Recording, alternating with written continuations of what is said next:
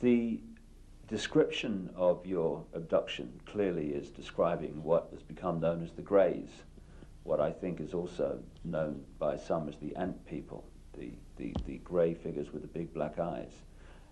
How do you think they connect in with the openly reptilian? And do you think that the black covers of the eyes are covering some kind of reptilian truth? Say, the so-called grey aliens are actually the lackeys and the servants of the Chitauri. If you see a Chitauri and you see this, there is very little racial difference. In fact, I will even go so far as to say this, that these creatures are actually the offspring of the Chitauri. The way they gather substances from human beings and from animals, the way they are the forerunners of the Chitauri in any place. And if you are very close to one of these creatures and you look into its goggle-like eyes, you will see round eyes, Mr. Ike, beyond this black goggle-like stuff. And these eyes are the real creature's eyes. Now let me tell you, there is in Lesotho a very strange mountain, a mountain called Leribe, Leribe. On this mountain, very amazing things happen after every 10-year or 20-year period. Now, not so long ago, an African farmer found an object near that mountain, an object which had crashed.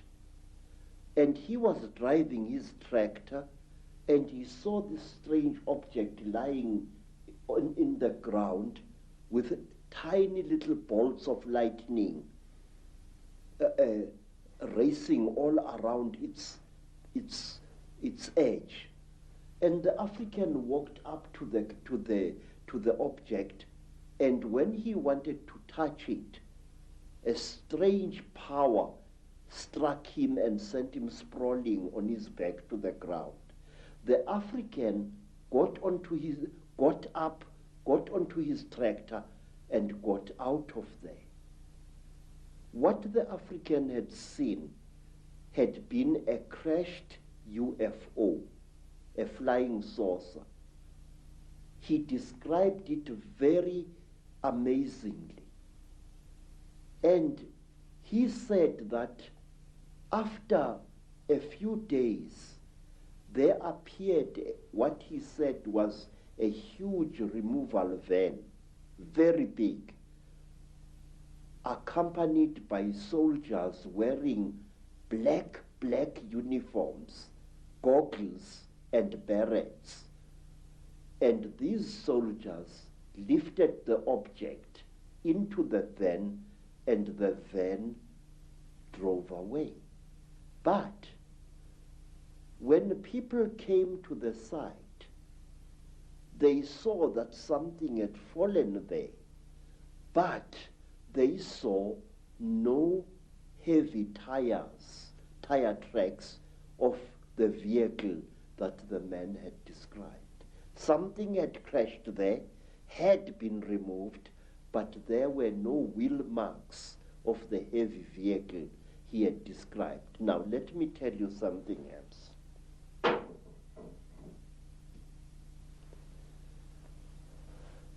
It was in 1958.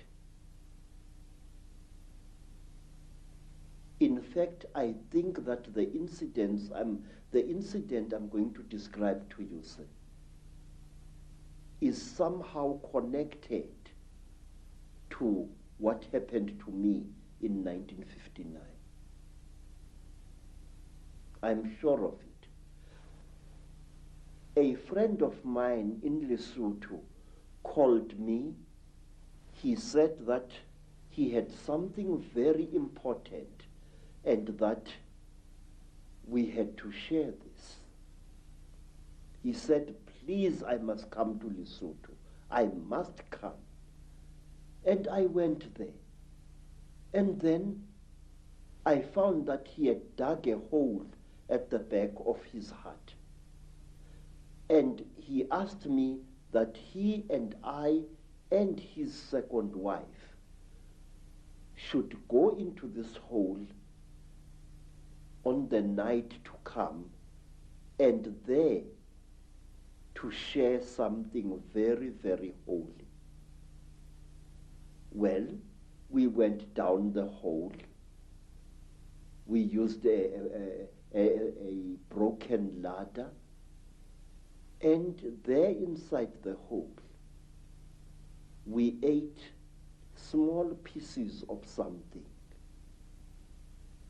He told me to chew these things very thoroughly, as they were quite hard. I still had teeth in my face at that time. And I chewed and I chewed and I chewed and I chewed. But I noticed that what I was chewing was some kind of dry substance, and that it had the same taste that you would feel in your mouth if you sucked a copper penny. It had that coppery taste, like as if you were sucking an old copper coin. And then we left the hole and we went into his house. And on the following day, we all became terribly ill, very, very ill. Our skins erupted into a rash. It was very, very painful. It was very, very itchy. We bathed with urine trying to take the itching away, but it failed. We bathed with sheep dip, and it failed. And in the end, I could no longer breathe at all. My tongue appeared to swell many times its size. And then I got so sick I could barely open my eyelids. The skin was itching like mad, and I could barely breathe. And as the days went by, it was about a week, but it seemed like 100 years, slowly the rash subsided. And my skin began to peel, as did my friend's skin and the skin of his wife. We were very, very, very sick. And when I could speak, I asked him, what was the thing that you gave me to eat? This is the thing that has made us so sick. Why did you do this, my friend? He said, look, what we shared was something that can only be eaten while you are hiding in a hole. And that thing is the flesh of a god. I said, God? He said, yes. I said, but I am sick now. He said, wait, you'll recover. You either die within 2 days or you recover. Now we are going to recover because we are still alive after 2 days. Mr. Ek, I can't describe to you what happened next. I wish you to imagine, sir, you are sick, weak, and feverish. Suddenly, you get stuck, staring, raving, laughing mad. We started laughing. Ha ha ha ha ha ha ha. It was utterly incredible. What had made us what had caused the laughter we did not know, but we laughed for hours, all three of us. And then, when our jaws couldn't laugh anymore, a new thing happened. My friend's eldest daughter gave us all water. And when I drank that water, my sense of taste was so heightened that I was utterly shaken.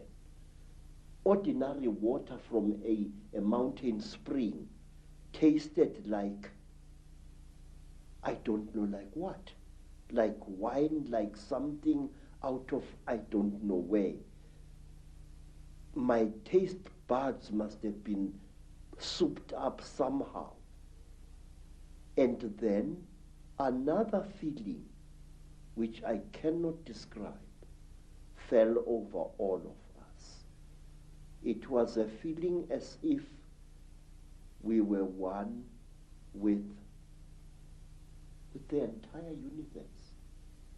When I looked at a tree outside my friend's homestead, it was as if that tree was a multicolored living rainbow. When I looked at the mountain far away, my sense of sight was so intense that I could see colors beyond colors. I can't give you any other description. And then say, afterwards, I was very weak, but with a monstrous appetite.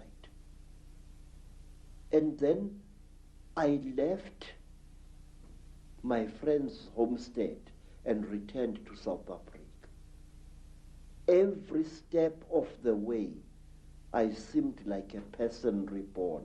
It was a feeling that no words can describe.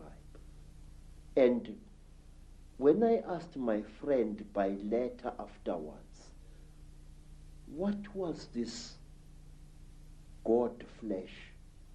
He said it had been the flesh of a puana.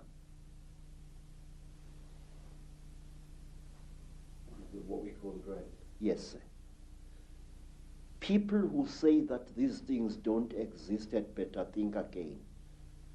They are tangible, they are smellable, and furthermore, they are edible if you are willing to take the risk. In Africa, we have an ancient custom whose existence many people deny today, that anything that claims to be a god should be eaten.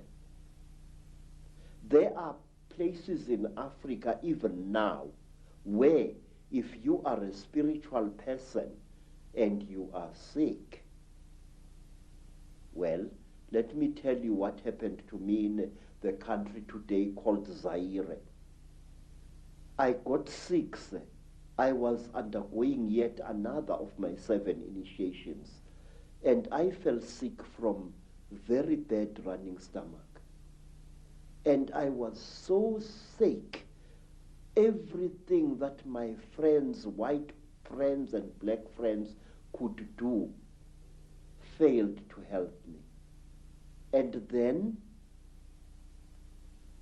one night, some of my teachers came to me and requested that since I was going to die, would I please allow them the honor of eating me after death? Now, sir, it's a very good thing to be invited to a dinner, but not when you happen to be part of the menu.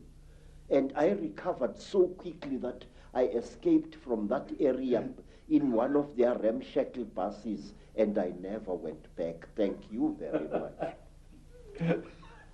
Fear can be a wonderful